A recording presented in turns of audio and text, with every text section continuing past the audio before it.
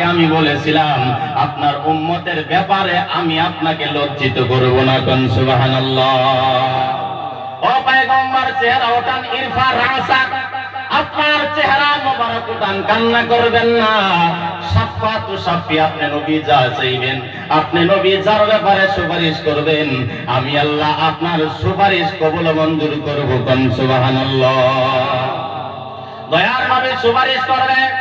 হাদিসের মধ্যে এসেছে, তিরমিজি শরীফের হাদিস, পৃথিবীর জমিনে ওই সমস্ত নবীর উম্মত যারা দুনিয়ার মধ্যে বেশি বেশি নবীর উপরে দরুদ ও সালাম পড়বে, কঠিন হাসরের ময়দানে আমার আর আপনার দয়ার নবী তাদেরকে তাদের পার্শ্বে দাঁড়াবে, তাদেরকে হাউজ কাউসারের পানি পান করায়া তাদেরকে নবীজি নিজে হাতে জান্নাতে দাখিল করে দিবে। কোন সুবহানাল্লাহ। সেই আখেরি নবীর উপরে একবার মুহাব্বতে আমাদের হৃদয়, আমাদের মন, আমাদের অন্তর মদিনার দিকে রুজু করে একবার দরুদ ও সালাম পড়ি। সবাই চিৎকার দিয়ে বলেন সাল্লাল্লাহু আলাইহি ওয়াসাল্লাম। আরেকটু জোরে বলেন সাল্লাল্লাহু আলাইহি ওয়াসাল্লাম। আল্লাহুম্মা সাল্লি আলা সাইয়্যিদিনা ওয়া মাওলানা মুহাম্মদ ওয়া আলা আলি সাইয়্যিদিনা মাওলানা মুহাম্মদ। বালাগাল উলা বিকামালিহি কাশাফাত দুজা বিজামালিহি হাসনাত জামিউ খিসালিহি সাল্লু আলাইহি ওয়া আলিহি। যাই হোক, আমি সরাসরি আলোচনার দিকে চলে যাই।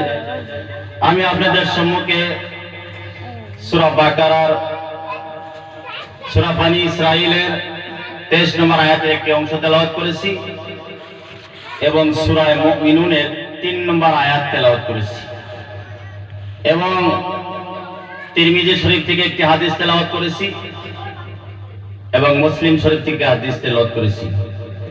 তেলাওয়াতকৃত আয়াত এবং হাদিসের রোশনীতে আল্লাহ রাব্বুল আলামিন যদি এই গুনাহগার গোলামের মুখের জরিয়ায় কিছু কথা বলার নিশ্চয় শুনবেন তো? কারা কারা শুনবেন না হাত তোলেন সে দেখি। শুনবেন না কইছি? সবাই ইনশাআল্লাহ শুনবেন তো?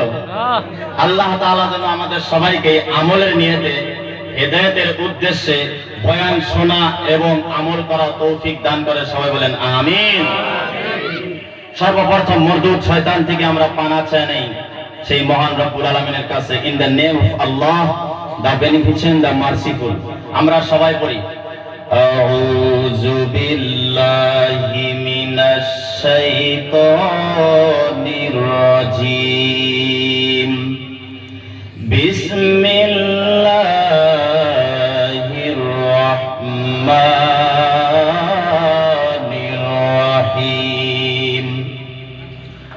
وقضى ربك ألا تعبدوا إلا إياه وبالوالدين إحسانا।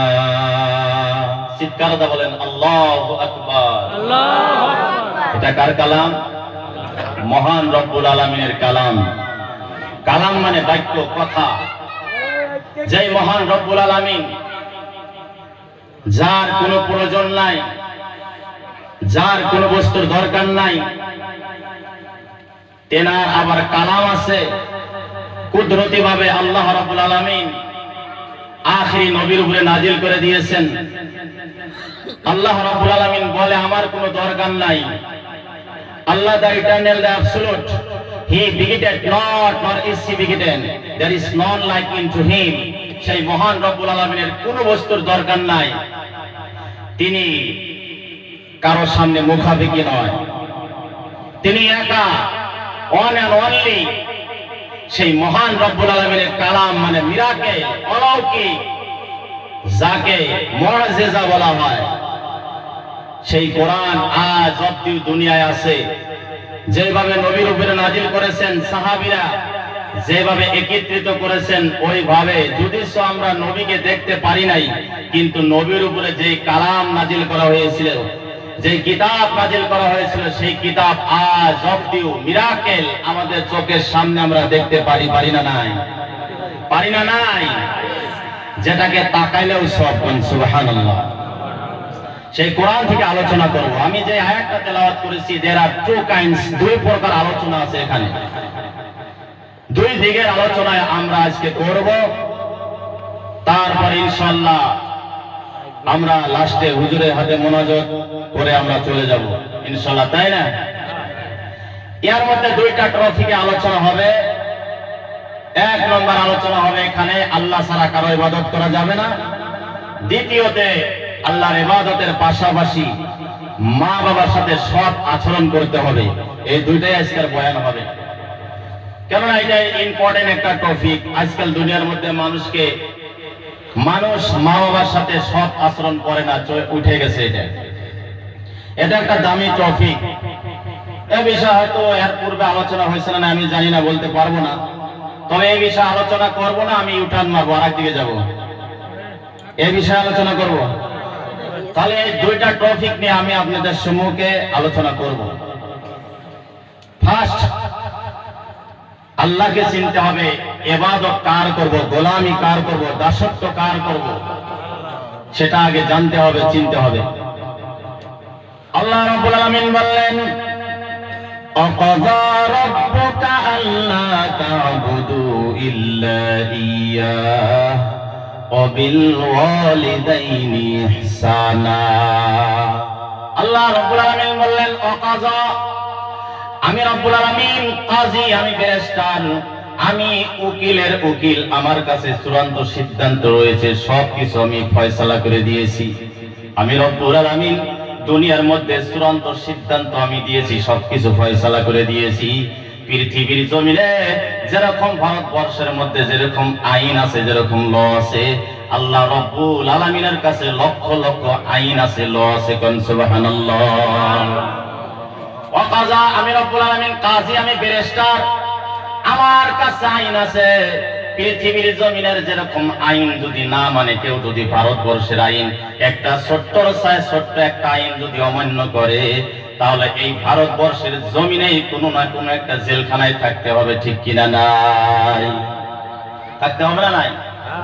যদি আইন না মানেন ভারতবর্ষের জেলখানায় যাওয়া লাগবে না নাই? আল্লাহ রাব্বুল আলামিন বলতেছেন, দুনিয়ার এই জমিনের সাথে আমার তুলনা হয় না, আমার জেলখানা ভয়ানক জেলখানা। কেননা দুনিয়ার কেউ যদি বিচার করে পরিপূর্ণ বিচার হয় না। কেননা একজন মানুষ আরেকজনকে যদি মার্ডার করে, তাহলে মার্ডারের শাস্তি হলো তাকে চিপ দিয়ে, তাকে ফাঁসি দিয়ে মেরে দিতে হবে।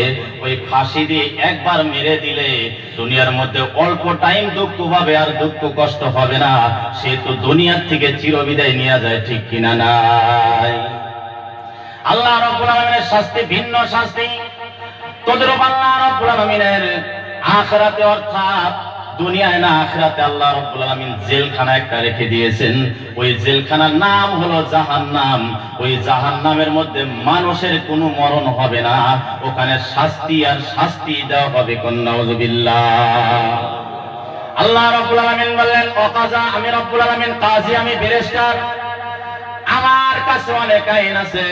তার মধ্যে এক নম্বর আইন হলো পৃথিবীর জমিনে আমি সবকিছু ফেলাস করে দিলাম। আমার চূড়ান্ত সিদ্ধান্ত আমি ফয়সালা করে দিয়েছি। এক নম্বর হলো পৃথিবীর জমিনে আমি আল্লাহ ছাড়া কারো ইবাদত করা যাবে না। কোন সুবহানাল্লাহ। আল্লাহ তা'বুদু ইল্লা ইয়্যা, পৃথিবীর জমিনে কারো ইবাদত করা যাবে না, এক আল্লাহর ইবাদত করতে হবে। ইবাদত করার আগে আল্লাহকে জেনে নিতে হবে, মেনে নিতে হবে। ঠিক কিনা নাই? ও যুবক, দুনিয়ার কত কিছু চিনলাম, দুনিয়ার কত কিছু মানলাম, যাকে যত বেশি মানি তার বিষয়ে আমাদের জ্ঞান আছে, এই জন্য তাকে মানি। যাদের বিষয়, যাদের জ্ঞান নাই, দুনিয়া তাদেরকে দুনিয়া চেনেও না, তাদেরকেও মানে না। ঠিক কিনা নাই? আমরা হাতি দেখে ভয় করি, কারণ হাতি ভয়ানক শক্তিমান একটি জন্তু। ঠিক কিনা নাই? বাঘ দেখে আমরা ভয় করি, কেন বাঘ দেখে ভয় করি? কেননা বাঘ মানুষকে হিংস্র প্রাণী খেয়ে ফেলে না নাই? ও যুবক, পুলিশ দেখে আমরা ভয় করি, কেননা পুলিশের কাছে অনেক ক্ষমতা আছে, এই জন্য আমরা পুলিশ দেখেও ভয় করি। ঠিক কিনা নাই? উকিল দেখেও ভয় করি, করি না নাই? পৃথিবীর জমিনে চ্যাম্পিয়ন থেকে ভয় করি না নাই, কিন্তু ওই মহান রব্বুল আলামিন যিনি আসমান জমিনে